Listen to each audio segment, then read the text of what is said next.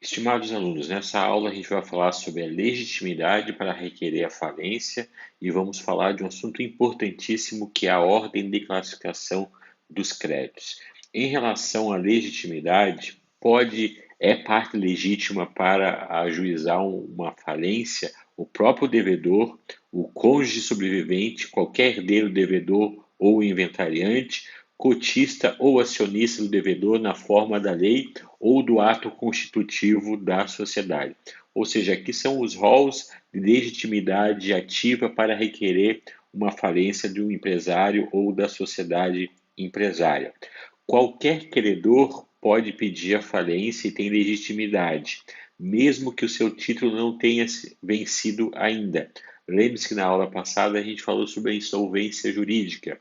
E a insolvência jurídica, além da impontualidade injustificada e da execução frustrada, o pedido falimentar pode ser lastreado na prática de atos de falência. E aí não tem necessidade do título ainda ter vencido. Ele não precisa estar vencido para o credor, qualquer credor, requerer falência.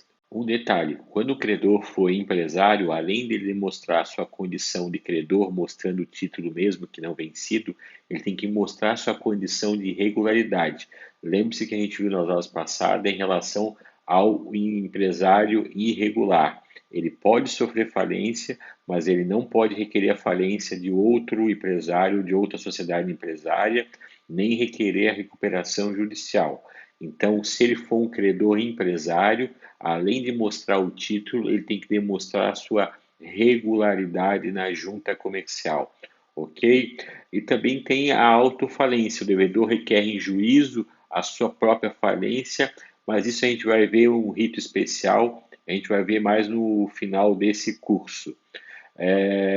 Falando agora sobre um assunto importantíssimo, que é a ordem de classificação dos créditos. É, eu falei para vocês, a gente vai treinar isso, vou deixar uma atividade no EVA, que um dos assuntos mais importantes e mais cobrados é essa ordem de classificação do crédito, né? Os créditos, os credores são classificados de acordo com a natureza jurídica do crédito. E, em primeiro lugar, em preferência de recebimento, vêm os créditos derivados da legislação do trabalho, ou seja, créditos trabalhistas limitados a 150 salários mínimos por credor. Se um credor trabalhador tiver 200 salários mínimos, ele recebe 150 com privilégio. Em primeiro lugar, os 50 que faltam para completar os 200 vai para o final do bolo e vira crédito quilografário. Ele vai receber lá no final da ordem de classificação de crédito. Então, em primeiro lugar, crédito trabalhista, limitado, muita atenção, a 150 salários mínimos por credor. Em segundo lugar, vem os créditos com garantia real. E aqui é uma verdadeira jabuticaba brasileira, né? Tanto no decreto-lei anterior, tanto em legislações alienígenas, não acontece isso. Em primeiro lugar, normalmente recebe o credor trabalhista, e em segundo lugar, o crédito tributário, que é o Estado, né? Na 11.101, o legislador conseguiu dar um jeitinho para que, em segundo lugar, ficasse os credores que têm garantia real. E hoje no Brasil, quais são os credores que têm garantia real, que fazem hipoteca? Tem o banco. Os bancos recebem em segundo lugar após ao crédito trabalhista. Só em terceiro lugar é que vem o crédito tributário. Ou seja, em primeiro lugar, o trabalhista limitado ainda a 150 salários mínimos. Em segundo lugar, vem o crédito, quem tem garantia, o crédito com garantia real. E só em terceiro lugar vem o crédito tributário. Ou seja, aqui na nossa ordem de classificação de crédito da 11.101, pasmem, o Estado recebe depois dos bancos. Mas dando seguimento, então, a seguir vem os créditos com privilégio especial. Tanto os créditos com privilégio especial e geral é a lei que vai determinar quem são esses créditos, né? Tá previsto nas leis. O 964 lá prevê que despesa de salvamento sobre coisa salvada que foi sinistrada, né? Tem privilégio, direitos autorais, a lei de direitos autorais dá o direito ao credor ter um privilégio especial no processo alimentar.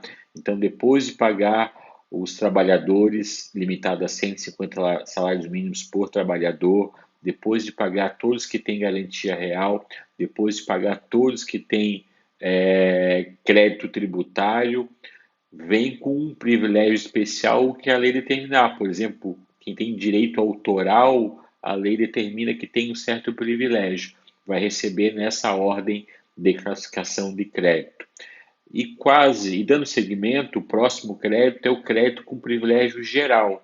Também vai estar disposto em lei, como despesa de funeral do devedor e os advogados. Só que aqui tem um detalhe a ser ressaltado.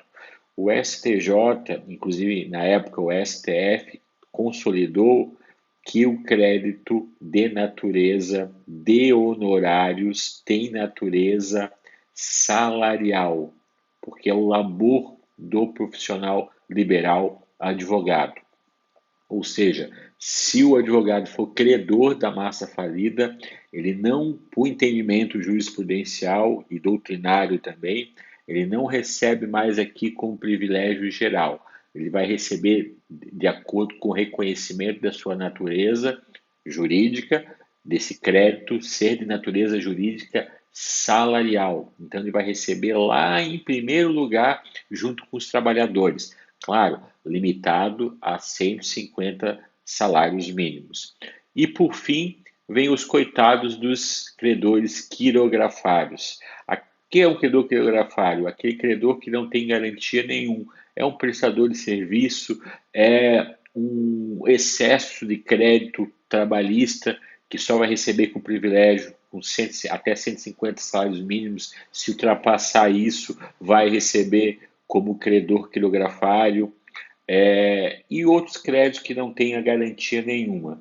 Gente, tem que saber isso na ponta da língua, tá? Primeira coisa que eu quero vocês escrevendo na prova é escrever a ordem de classificação de crédito.